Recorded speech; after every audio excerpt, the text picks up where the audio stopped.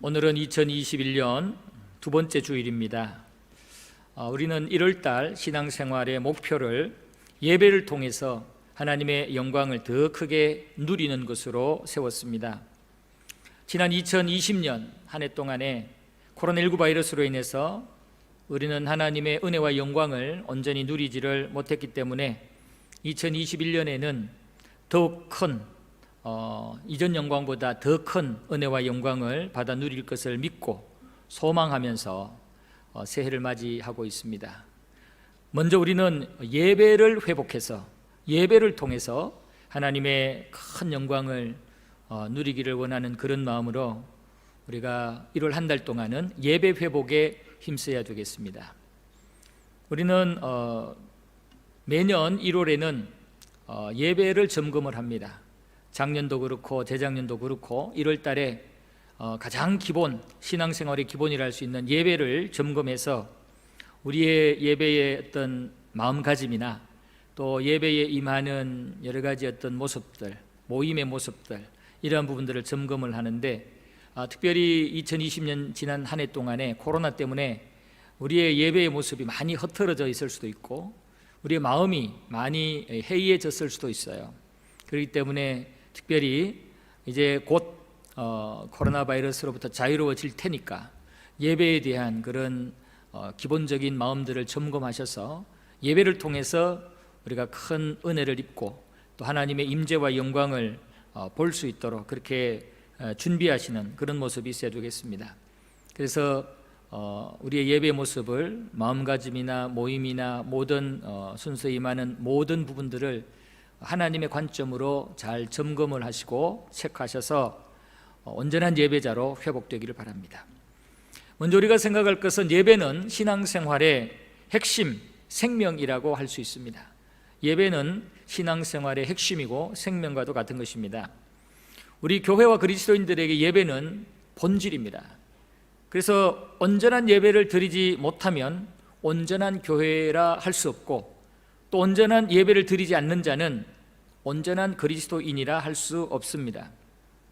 그래서 우리는 예배에 대해서 항상 점검하면서 온전한 예배를 드림으로 우리가 온전한 그리스도인이 되어야 되고 또 온전한 교회로 우리 교회를 만들어 가야 합니다. 그래서 예배에 대한 중요한 6가지 요소를 먼저 한번 살펴보려고 합니다. 먼저 첫 번째는 예배는 하나님이 인간을 창조하신 목적입니다. 예배는 하나님이 우리 인간을 창조하신 목적입니다. 이사야 43장 1절에 보면은 이 백성은 내가 나를 위하여 지었나니 나를 찬송하게 하려 함이니라. 하나님이 우리를 지으신 목적이 하나님을 위해서 지었는데 하나님 앞에 찬송하는, 하나님을 예배하는 그런 자로 우리를 창조하셨대요. 다른 모든 동식물들은 인격적으로 하나님을 찬송하고 예배할 수 없어요. 그러나 우리 인간들만큼은 하나님과 소통할 수 있는 그런 형상을 가졌기 때문에 하나님 앞에 인격적으로 예배하고 찬송할 수가 있는 것이죠. 그래서 우리 인간들의 창조 목적이 바로 예배다라는 사실을 꼭 기억하고 만약에 우리가 예배하지 않는 자면 하나님이 우리를 만드신 의미가 없어요. 우리가 이 땅에 존재하는 의미가 없어요. 그렇기 때문에 예배가 우리에게는 아주 중요하다는 것을 기억하시길 바라고요. 두 번째는 예배는 타락한 인간들을 구원해 주신 목적이기도 합니다.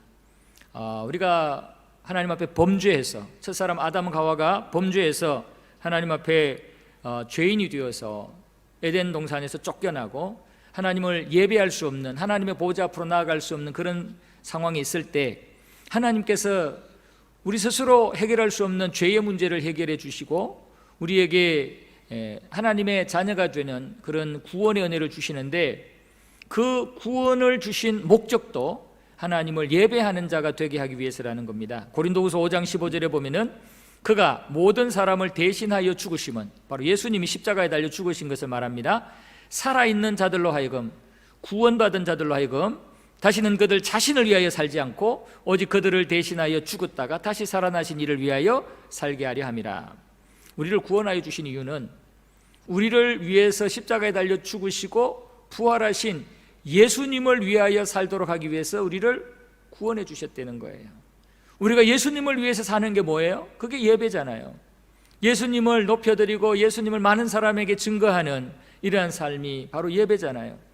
하나님 우리의 죄의 문제를 해결해 주신 이유, 그래서 마귀에게 종속되어 끌려다니지 아니하고 하나님의 백성 되어 하나님 그 천국 가족이 되게 하신 것은 하나님을 찬양하고 우리의 구원자 예수님을 찬양하고 예배하기 위해서 구원해 주셨다라는 겁니다. 세 번째는 하나님은 지금도 참된 예배를 드리는 자를 찾고 계신다라는 겁니다. 지금 이 시대에도, 이 순간에도 하나님은 우리를 창조한 목적이 예배고 우리를 구원하여 주신 목적도 예배이기 때문에 진짜 온전한 예배를 드리는 자를 지금도 찾고 계세요. 그래서 그 온전한 예배를 드리는 자를 하나님이 찾으시면 그를 통해서 영광을 받으시고 그 예배자에게 하나님은 은혜와 영광을 부어주시는 겁니다. 요한복음 4장 23절 보면은 아버지께 참되게 예배하는 자들은 영과 진리로 예배할 때가 오나니 곧 이때라. 아버지께서는 자기에게 이렇게 예배하는 자들을 찾으시느니라. 하나님께서는 참된 예배를 드리는 자들을 찾으신대요. 그래서 그들의 예배를 통해서 영광을 받으시고 그 예배자들에게 은혜를 부어주신다고 그랬어요. 그런데 참된 예배가 뭐냐면은 영과 진리로 예배하는 게 참된 예배라고 말씀을 합니다. 그러니까 참된 예배는 인간 중심의 예배가 아니에요. 우리의 어떤 취향 따라, 우리의 어떤 형편 따라 이리저리 막 바꿔가면서 하는 그게 참된 예배가 아니에요. 참된 예배는 영으로 드리는 예배고 성령의 인도함을 받아서 드리는 예배고 그리고 진리의 말씀에 따라서 드리는 예배가 참된 예배예요. 요즘 사람들이 좀 이렇게 저렇게 자기의 편리에 따라서 예배의 변화를 요구하는데요, 자칫 잘못하면 인본주의 예배로 전락해버릴 수 있어요. 참된 예배가 안 될 수 있어요. 영과 진리로 예배하는 게 참된 예배인데 이 영과 진리로 예배하는 자들을 찾으신다라고 말씀을 하셨습니다. 여러분, 영으로 예배를 드린다는 말은 우리 사람들만 가지고 있는 이 영으로 하나님 앞에 예배를 드린다는 의미도 있고 성령의 인도함을 받아서 성령의 역사로 드리는 예배를 영으로 드리는 예배라고 말할 수도 있어요. 그러니까 인간적인 그런 퍼포먼스를 하는 그런 게 예배가 아니에요. 영으로, 우리의 속사람, 우리의 영으로 성령의 인도함을 받아서 모든 예배 순서에 우리가 참여할 때 그게 온전한 예배, 참된 예배라는 겁니다. 진리로 예배한다는 말은 하나님의 말씀과 뜻대로 예배하는 거예요. 신본주의적 예식을 말하는 거예요. 요즘 인본주의가 너무 극으로 올라가가지고 하나님 위에 인간이 올라가 있어요. 절대로 우리가 마음대로 우리의 어떤 하고 싶은 육신의 욕구대로 하는 게 예배가 아니에요. 진리의 말씀 따라 하나님께서 제시하신 그 예배 규범 따라서 예배하는 이게 참된 예배라는 겁니다. 이런 예배를 하나님은 찾고 계신다라는 겁니다. 그리고 네 번째는 하나님이 이런 영과 진리로 드리는 예배, 하나님이 보시기에 합당한, 하나님이 원하는 예배를 드리기만 하면 하나님은 그를 축복합니다. 그 예배자를 축복한다는 말씀입니다. 하나님은 참된 예배를 드리는 자를 너무너무 기뻐하시면서 그에게 큰 은혜, 풍성한 삶을 누릴 수 있는 그런 큰 은혜를 부어주신다는 말씀입니다. 그러나 반대로 인본주의적이고 세속적이고 또는 우상숭배적인 그러한 식의 예배를 드린다면 이거는 예배에 실패하는 것이고 이런 예배는 오히려 하나님을 조롱하는 것이 됩니다. 그래서 하나님 앞에 오히려 저주를 받고 하나님 앞에 오히려 무서운 매를 맞게 되는 것입니다. 첫사람 아담과 하와는 참 예배에 실패했습니다. 첫사람 아담과 하와가 처음에는 참된 예배를 드리며 하나님께 기쁨이 되었었는데 마귀가 중간에 들어와서 하나님께 참된 예배를 드리지 못하도록 네가 왜 하나님의 통제를 받냐? 네가 하나님 될 수 있는데 네가 왜 하나님 예배하냐? 네가 예배의 주역이 될 수 있는데 네가 주인 될 수 있는데 여기에 그냥 폭 빠져가지고 선악과를 따먹으면 내가 하나님처럼 된다는 거기에 넘어가서 하나님을 예배하는, 나의 창조주로서 하나님을 예배하고 또 나의 모든 삶의 주권자로서 하나님을 예배하는 그 부분을 버리고 하나님께 불순종하는 그런 자가 되죠. 그럴 때에 이 아담과 하와는 예배에 실패하게 돼요. 하나님이 원하시는 그런 순종하는 그런 참된 예배를 드리지를 못하게 돼요. 그럴 때 하나님은 이들을 쫓아냅니다. 그리고 해산의 고통을 당하게 만들고 인생 자체가 고난의 인생이 되게 만들어요. 땀 흘리지 않으면 안 되고 신음소리를 내지 않으면 안 되는 그런 인생이 되게, 아주 고달픈 인생이 되게 만들었어요. 이스라엘 백성들이 포로 귀환 후에 성전 재건을 해야 되는데 성전 재건을 멈추고 온전한 예배를 드리지 않았을 때, 성전이 재건되지 않았으니까 예배 드릴 장소도 없잖아요. 그러니까 온전한 예배를 드릴 수 없죠. 그래서 이 성전 재건과 함께, 재건이 멈춰진과 함께 온전한 예배가 드려지지 않았을 때 하나님은 하늘 문을 닫았어요. 이른 비와 늦은 비를 하나님이 내리게 하지 않았어요.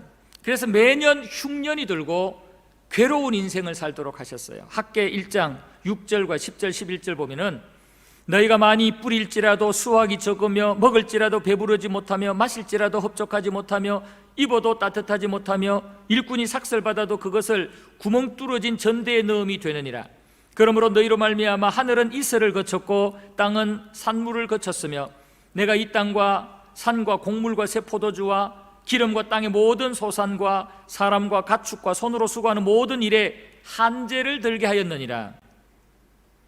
하나님이 왜 이렇게 이스라엘 백성들을 어렵게 만드느냐, 가문 들게 만들고 비를 그치게 만들고 고통과 괴로움을 당하게 만드느냐?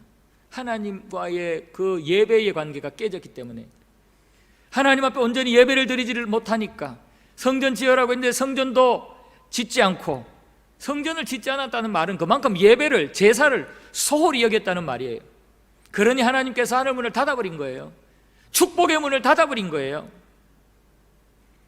그럴 때 이들은 비참한 인생을 살았어요. 많이 뿌려도 적게 거두게 되고, 나름대로 큰 기대를 했는데 기대만큼 되지를 않아요. 예배자가 예배에 실패하게 되면 하나님께서 기대하는 그 온전한 영과 진리로 드리는 신본주의적 예배를 드리지 아니하고 예배를 타협하거나 인본주의적으로 가거나 외식적으로 가는 그런 예배에 실패하는 자가 되면은 이러한 자가 된다는 거예요. 그러나 우리가 힘내서 온전한 예배자가 되기만 하면은 하나님은 하늘문을 여시고 하늘의 신령한 복과 땅의 기름진 복이 차고 넘치도록 그렇게 채워주셔요. 그래서 온전한 예배를 드리게 되면은 하나님께서 반드시 축복하신다는 겁니다. 그리고 다섯 번째는, 이 예배는 하나님과 교제하는 시간이에요. 하나님과 교제하는 시간, 하나님을 만나는 시간이에요. 앞으로 우리가 이 땅을 떠나게 되면은 영원한 천국에서 하나님과 영원히 살게 되는데, 그 하나님과 영원히 살게 될 그 시간을 이 땅에서 먼저 체험하는 시간이 예배의 시간이라는 겁니다. 천국에서의 하나님과 만나서 영원한 영광을 누리는 그 시간을 이 땅에서 체험하는 게 예배의 시간이에요. 우리는 이 시간에 하나님과 함께 있는 거예요. 지금 우리의 예배를 하나님은 지금 임재하셔서 받고 계시는 거예요. 우리의 영이 그런 하나님을 느끼고 그런 하나님을 믿고 그 하나님 앞에 찬양하고 그 하나님 앞에 기도하고 그 하나님이 주시는 말씀을 우리가 듣고 있는 거예요. 이것을 우리가 깨닫고 하나님과 교제하는 이 예배를 우리가 소중히 여기고 또 잘 드려야 된다라는 겁니다. 하나님과 교제하는 이 예배 시간은 천상의 시간을 이 땅에서 누리는 시간이기 때문에 특징이 있어요. 마귀 사단이 역사를 하지 못하고 사망의 권세가 역사하지를 못해요. 여러분, 천국에 마귀가 역사합니까?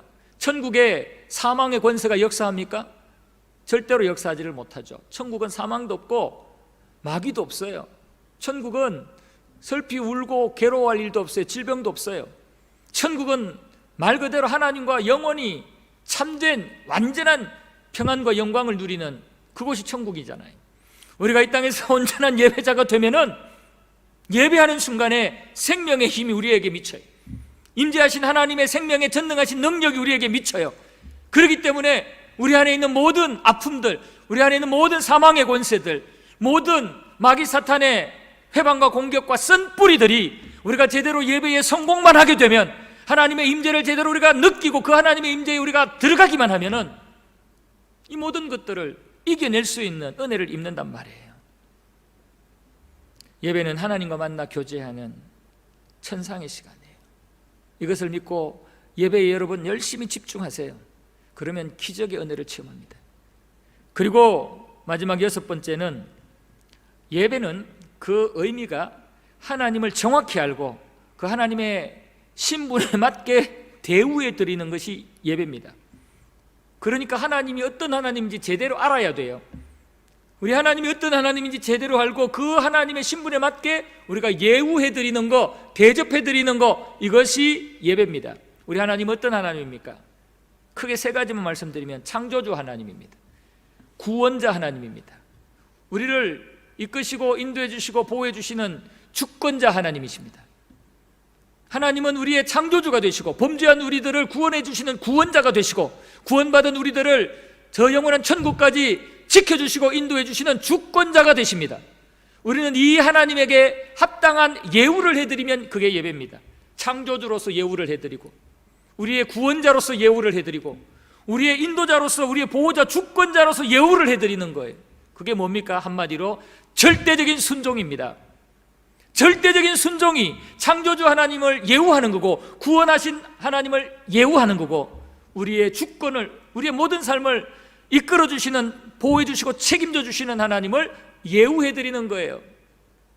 우리가 하나님을 판단하고 하나님이 말씀을 주시는데도 우리가 판단하고, 우리가 그 상황 따라서 취하고 버리고 절대적인 순종이 따르지 않으면 하나님을 제대로 예우해 드리는 게 아니에요. 요즘 현대인들에게 하나님 앞에 절대 신앙, 절대 순종 얘기하면 기분 나빠하겠죠. 워낙 인본주의가 심하니까. 그러나 하나님을 모르는 자들은 그렇게 생각할지라도, 우리 하나님 우리의 창조주시고 하나님 우리의 구원자시고 하나님 우리의 주권자이심을 믿는다면 우리는 그 하나님께 절대적으로 순종해야죠. 창조주 하나님을 예우 안 하면, 우리의 구원자 주권자 하나님께 우리가 순종하며 예우하지 않으면 우리 하나님 앞에 우리는 제대로 예배하는 자가 될 수 없다는 거예요. 우리는 이 신앙생활의 핵심이고 생명인 예배, 이 예배의 6가지 중요한 요소들을 꼭 기억하셔야 됩니다. 시간에 이 6가지를 우리가 한번 번호는 빼고 예배는부터 해가지고 6번째까지 한번 다 같이 읽으면서 신앙의 고백을 할 수 있기를 바랍니다. 다 같이 읽습니다. 시작. 예배는 하나님이 인간을 창조하신 목적입니다. 예배는 타락한 인간들을 구원해 주신 목적이기도 합니다. 하나님은 지금도 참된 예배자와 예배를 드리는 교회를 찾고 계십니다. 하나님이 원하시는 예배를 드리면 하나님은 축복하십니다. 예배는 하나님과 만나 교제하는 시간입니다. 예배는 하나님을 정확히 알고 하나님의 신분에 맞게 대우해 드리는 것입니다. 아멘. 이 기준을 가지고 현재 우리의 예배의 태도를 점검해 보시기를 바랍니다.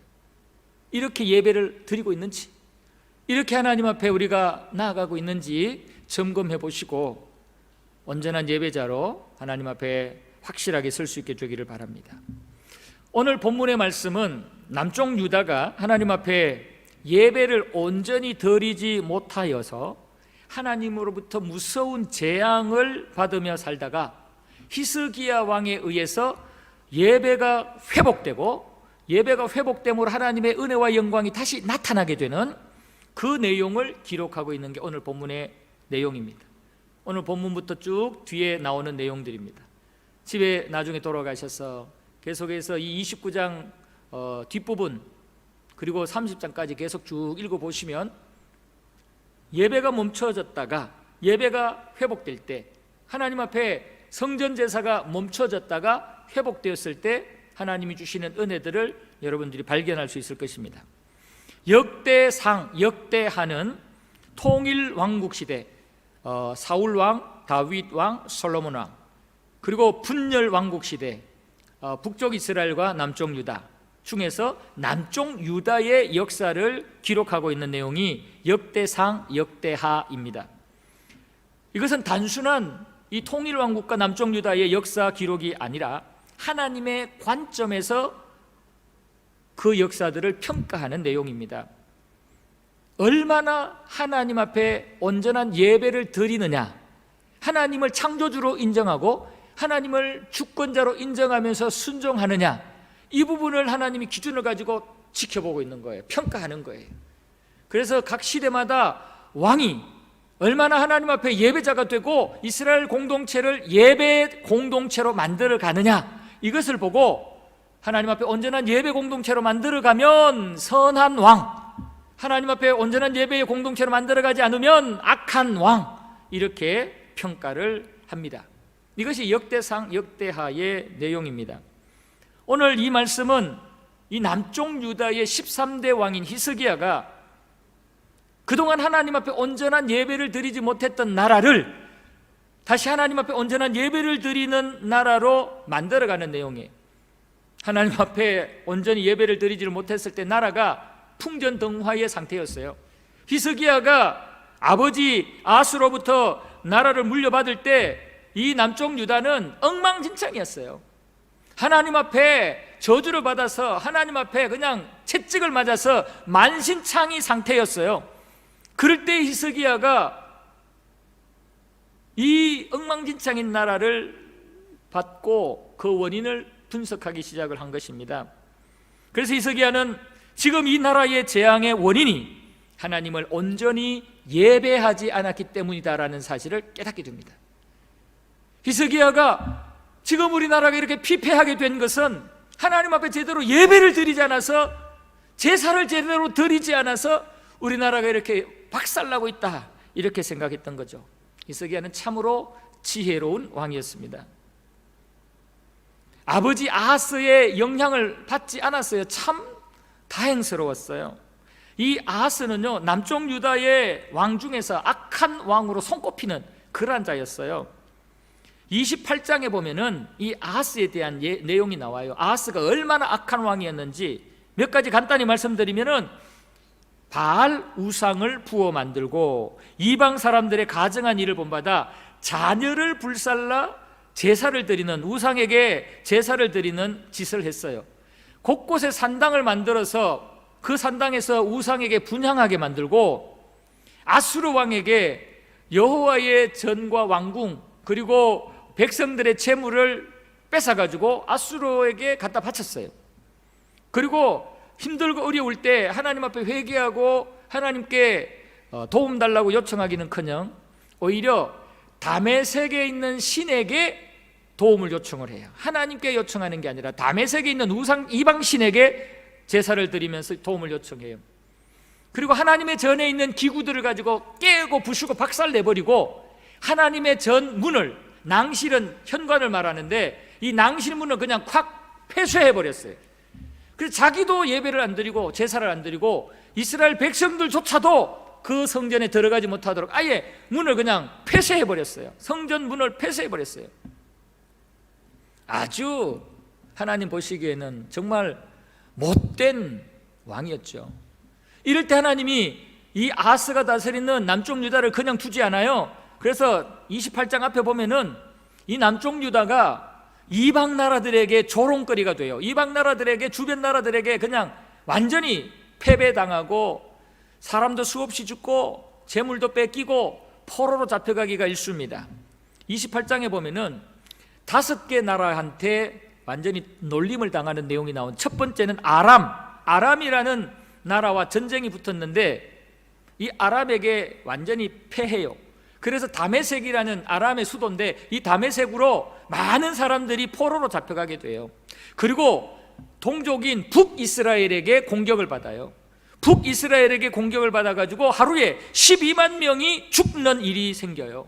12만 명이 하루에 죽어요. 그리고 20만 명이 잡혀가요. 아이와 여자들까지 포함해서 20만 명이 북쪽 이스라엘로 잡혀가는 일이 벌어져요. 그리고 에돔 사람들과 또 싸우게 되는데 이 에돔 사람들이 전쟁에서 또 많은 남쪽 유다 사람들을 포로로 잡아가요. 그리고 블레셋 사람들이 또 쳐들어왔는데 이 블레셋 사람들이 이 남쪽 유다의 성을 점령을 해가지고는 아예 자기들 성처럼 자기 땅으로 그냥 점령하고 살아버려요. 그리고 또 아수르, 이들이 하나님을 의지하지 않냐고 아수르에게 도움을 요청했는데 아수르가 도움을 주러 온 줄 알았는데 와서 보니까 아수르도 이 남쪽 유다를 그냥 정복을 하고 남쪽 유다의 모든 것들을 빼앗아가고 탈취하는 그런 일들이 벌어졌어요. 그러니까 이 하나님께 성전 문을 폐쇄해버리고 예배를 끊어버리고 엉뚱한 짓을 하게 되니까 하나님이 이렇게 주변의 이방 나라들에게 완전히 포위당하게 만들고 백전백패하게 만들었던 것입니다. 그런데 이것을 히스기야가 깨달았어요. 아버지 아하스 왕 시대에 이런 일들이 벌어지고 나라가 완전히 풍지박살나기 직전 됐는데 이 원인이 뭔가? 이것을 히스기야가 깨달은 거예요. 본문 6절 9절 말씀 보십시오. 6절 9절 보면은 우리 조상들이 범죄하여 우리 하나님 여호와 보시기에 악을 행하여 하나님을 버리고 얼굴을 돌려 여호와의 성소를 등지고 또 낭실문, 이 낭실은 현관문이라 그랬어요. 낭실문을 닫으며, 이거는 폐쇄했다는 말이에요. 등불을 끄고, 이 성전에 등불은 항상 켜져 있어야 되는데 등불을 끄고 성소에서 분향하지 아니하며 이스라엘 하나님께 번제를 드리지 아니하므로 여호와께서 유다와 예루살렘에 진노하시고 내버리사 두려움과 놀람과 비웃음거리가 되게 하신 것을 너희가 똑똑히 보는 바라. 이로 말미암아 우리 조상들이 칼에 엎드러지며 우리의 자녀와 아내들이 사로잡혔느니라. 지금 히스기야는 지금 왜 우리나라가 이렇게 망하기 직전까지 갔느냐? 한마디로 하나님 앞에 예배를 끊었기 때문이다. 낭실문을 닫고 폐쇄하고 하나님 앞에 예배를 완전히 없애버렸기 때문이다. 우리의 조상, 우리 아버지가 그런 악하고 나쁜 짓을 했기 때문에 지금 이 나라가 이렇게 풍전등화의 위기를 맞이했다라고 깨달은 겁니다. 참 이것은 큰 은혜입니다. 똥물 속에 있으면서도 똥물에 묻히지 않는 것 같아요. 그 악한 아버지 밑에 있으면서도 그 악한 아버지의 영향을 안 받았다는 것은, 이렇게 하나님 앞에서 예배를 쉬면 이렇게 된다는 것을 깨닫게 된 것은 진짜 은혜 중에 은혜입니다. 사실 우리는 악한 세대에 살면 악한 세대의 영향을 받고 본받기가 쉬워요. 우리 경험으로 잘 알잖아요. 우리는 원하는 바 선은 행치 않고 담지 못하고 원치 아니하는 악을 담고 악을 행할 때가 참 많잖아요. 못된 시어머니 욕하고 그러다가 그 사람도 또 못된 시어머니 되잖아요. 나는 절대로 들은 사람 안 되려고 했는데 나중에 보니까 그런 사람 되어 있잖아요. 이게 우리 인간들의 연약함이고 부족함인데, 히스기야는 이렇게 사악한 아버지 밑에 있었고 아버지의 모습을 봤는데도 아버지를 닮지 않아요. 아버지 영향을 받지 않아요. 이게 하나님의 은혜라는 겁니다. 여러분, 우리도 마찬가지입니다. 우리 세상에 악한 것들 영향받고 그것 따라가기 쉽지만 하나님의 은혜가 우리에게 임하면 우리들도 세상 따라가지 않을 수 있어요. 세상 악한 사람들 따라가지 아니하고 이 세대를 분별해서 우리의 심령이 새롭게 변화를 받아서 하나님이 원하시고 기뻐하시는 온전하신 뜻을 히스기야처럼 분별할 수가 있다고요. 하나님의 은혜로. 악인의 꾀를 쫓지 아니하고 죄인의 길에 함께하지 아니하고 오만한 자의 자리에 함께하지 않을 수가 있어요. 하나님의 은혜로. 그래서 우리는 히스기야처럼 하나님 앞에, 하나님 우리에게도 은혜를 주세요. 히스기야와 같은 은혜를 주세요. 세상 타락한 것 따라가지 않도록. 그래서 하나님 앞에 우리는 참된 예배자가 될 수 있도록 하나님 우리에게 은혜를 주세요.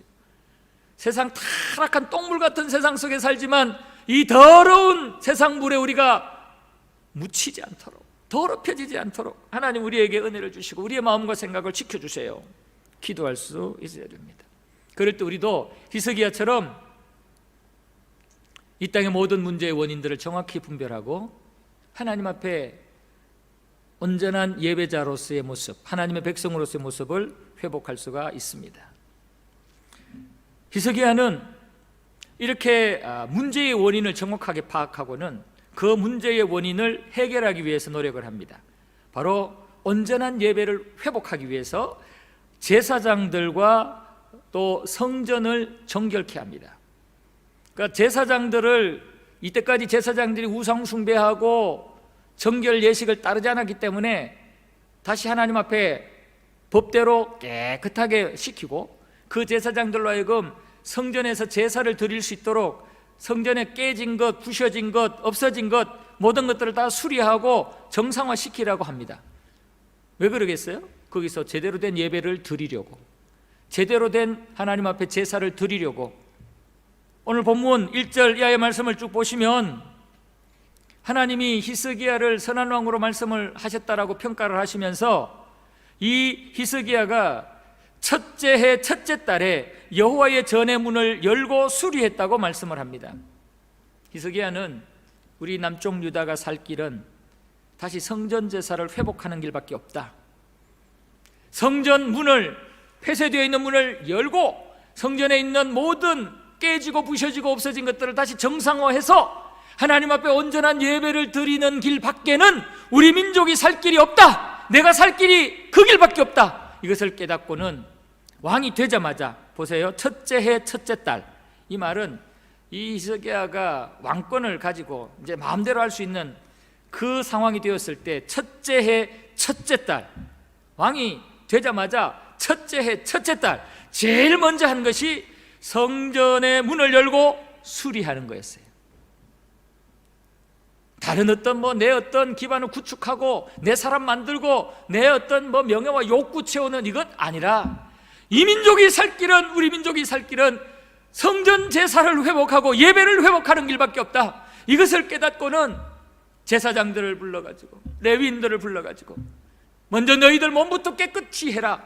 우리 아버지 때문에 너희들이 부정하여지고 이방 종교를 따라가고 우상 숭배를 해가지고 너희들이 더럽혀졌는데 너희들부터 먼저 정결하게 해라.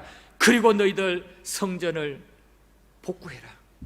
성전문을 활짝 열고 성전 안의 모든 기명들 정상적인 예배를 드릴 수 있도록, 제사를 드릴 수 있도록 준비해라 라고 명령을 한 것입니다. 그래서 제사장과 레위인들은 이 히스기야의 명령대로 그대로 순종을 하죠. 그래서 뒤에 말씀해 보면은 16일 만에 성전을 원상복구시켜요. 자기들 정결하게 하고 성전의 모든 기능들 정상적으로 할 수 있도록 16일 만에 완성해가지고 히스기야에게 보고를 해요. 그래서 히스기야는 그 회복된 성전에서 하나님 앞에 제사를 드리기 시작해요. 예배를 드리기 시작해요. 여러분, 우리들에게도 마찬가지입니다. 하나님은 우리들의 삶의 모습, 지금 우리들의 예배의 모습, 하나님은 하나하나 점검을 해서 부셔진 부분이 있으면 회복하게 만들고, 부족한 부분이 있으면 채워지게 만들고, 변질되어 있는 부분이 있으면 바로 만들어서 제대로 된 예배자가 되기를 원하세요.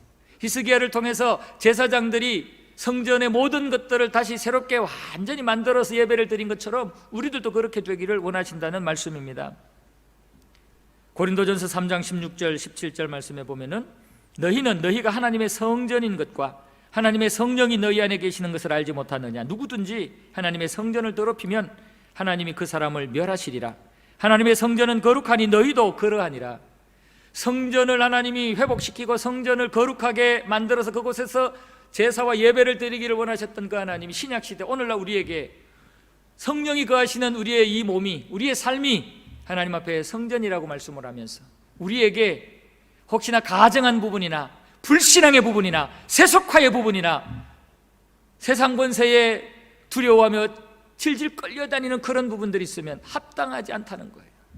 우리의 성전에는 오직 하나님의 영광이 가득하고 하나님 앞에 절대적으로 순종하는 그런 믿음과 그런 온전한 거룩함이 있어야 된다고 말씀을 해요.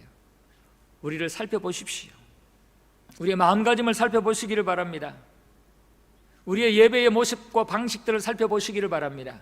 우리는 지난 2020년 한 해 동안에 이 코로나19 바이러스라는 이 복병 때문에 많은 부분이 멈춰졌고 많은 부분이 간소화되었고 많은 부분이 임시로 변경되었었습니다.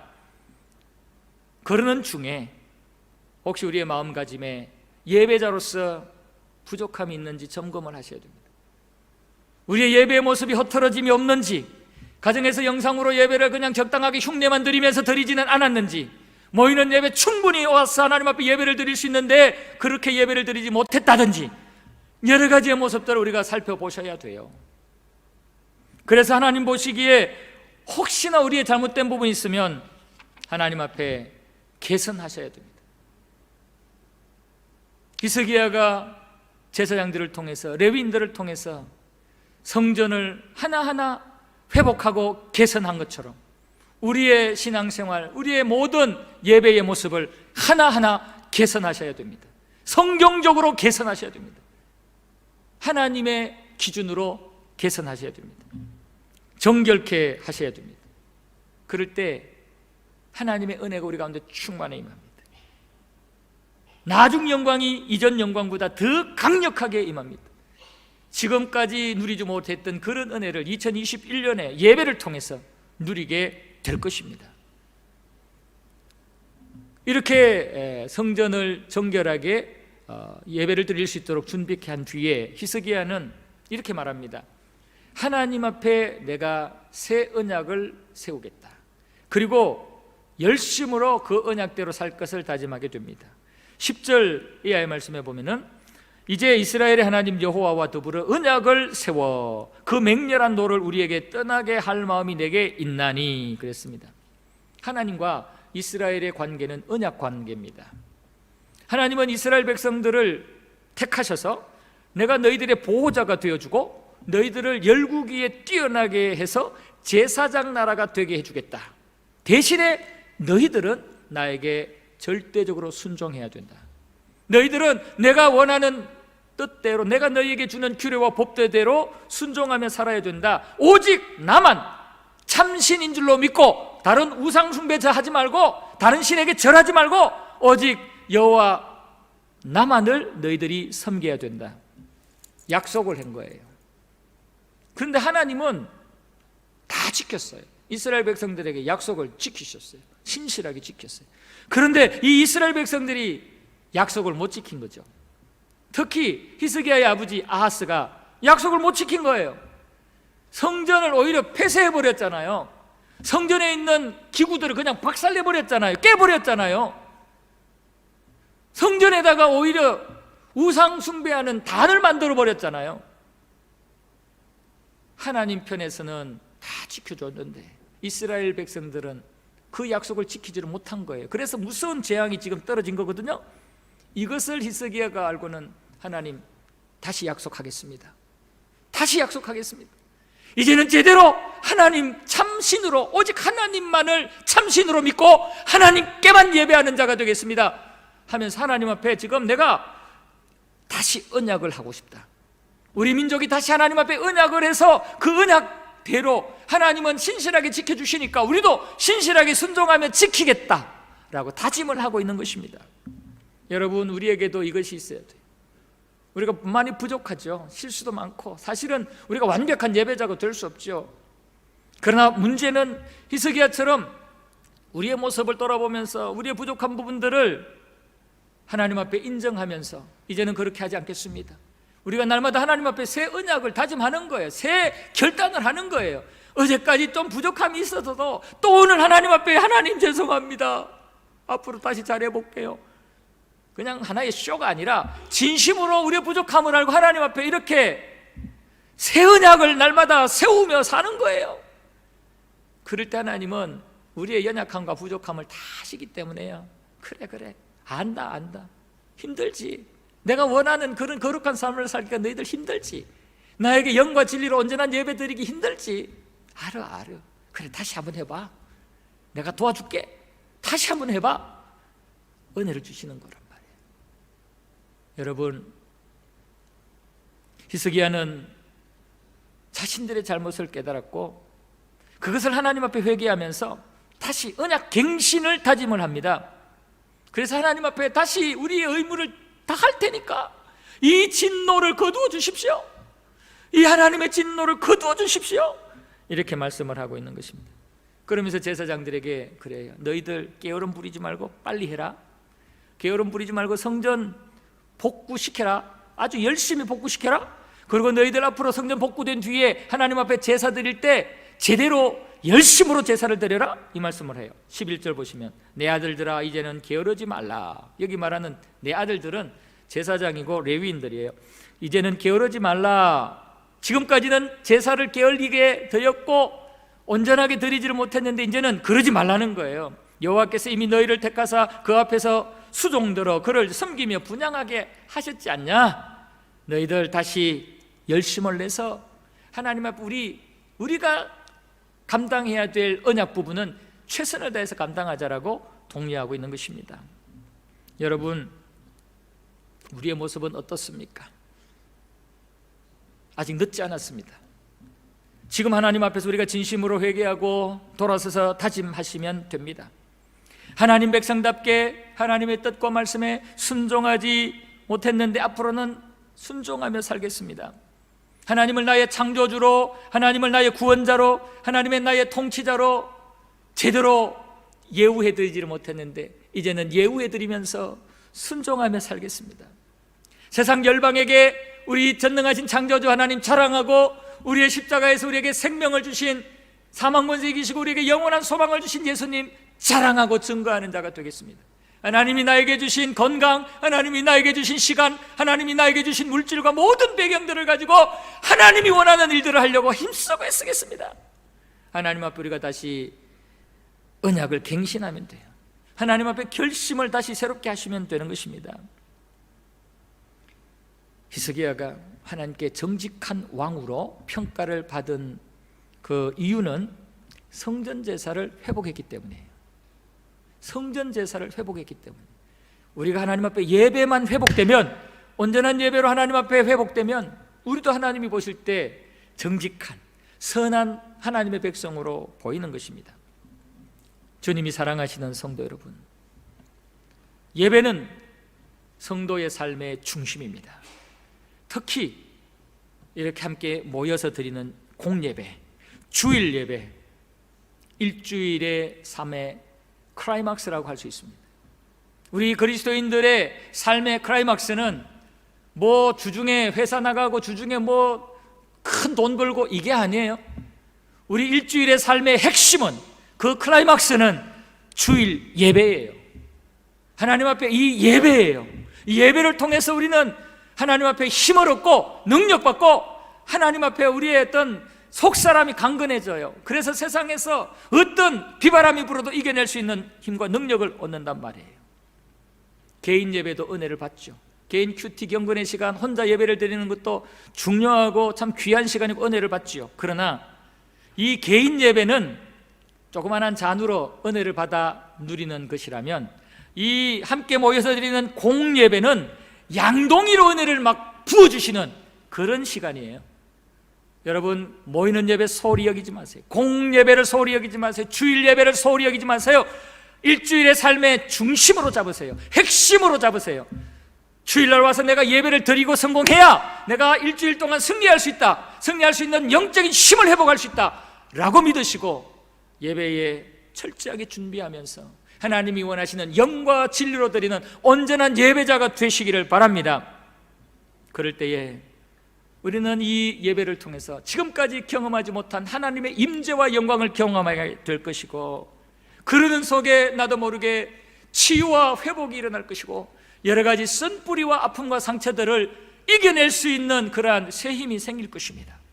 하나님의 전신갑주로 영적으로 무장되어서 영적 권세를 가지고 세상에서 영적 싸움에서 밀리지 아니하고 전진하며 승리하는 자가 될 것입니다. 아무쪼록 우리 모든 연합교회 성도 여러분들에게 2021년 예배자를 확실히 서셔서 예배가 회복되셔서 하나님 앞에 큰 영광 돌리면서 지금까지 누리지 못했던 하나님의 은혜와 영광을 누리고 체험하는 자들이 되기를 주님의 이름으로 축복합니다. 아멘.